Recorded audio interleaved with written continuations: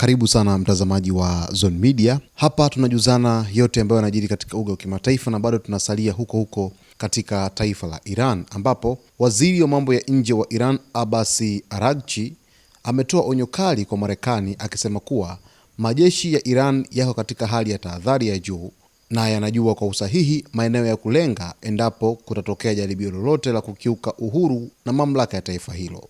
Kauli hiyo imetolewa kupitia mtandao wa kijamii wa X, ikiwa ni majibu ya moja kwa moja kwa matamshi ya rais wa Marekani Donald Trump aliyedai kuwa Marekani iko tayari kuingilia kati endapo Irani itatumia nguvu dhidi ya waandamanaji.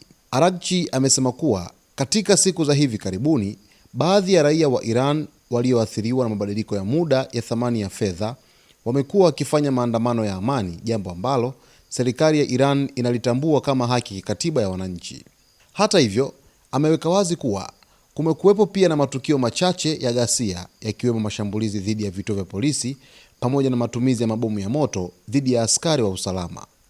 Kwa mantiki hiyo, Araghchi amesema kuwa hakuna taifa lolote linaloweza kuvumilia mashambulizi ya kihalifu dhidi ya mali ya umma, akimkumbusha Trump kuwa hata yeye aliwahi kupeleka walinzi wa taifa kukabiliana na maandamano ndani ya Marekani. Waziri huyo wa mambo ya nje ameuelezea ujumbe wa Trump kuwa wahovyo na hatari, akidai umechochewa na watu wanaoogopa diplomasia au wanaoamini kimakosa kuwa mazungumzo ya kidiplomasia si muhimu.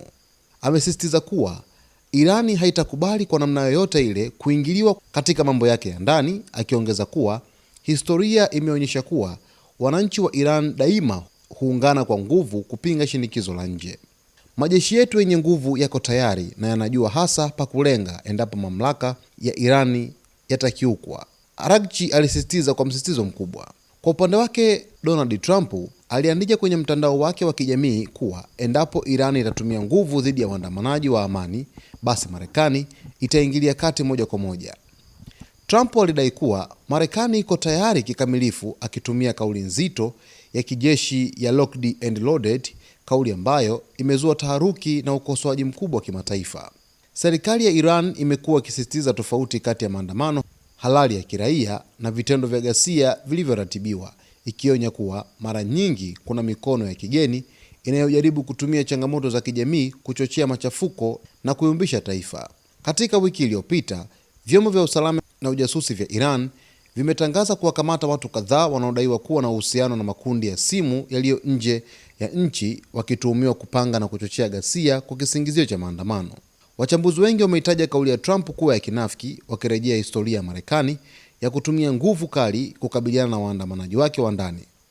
Wanasema kauli hiyo inafuata mtindo wa muda mrefu wa viongozi wa Marekani kujitangaza kama watetezi wa haki za binadamu nje ya nchi, huku wakipuuza na kuhalalisha ukandamizaji wa maandamano ndani ya mipaka yao.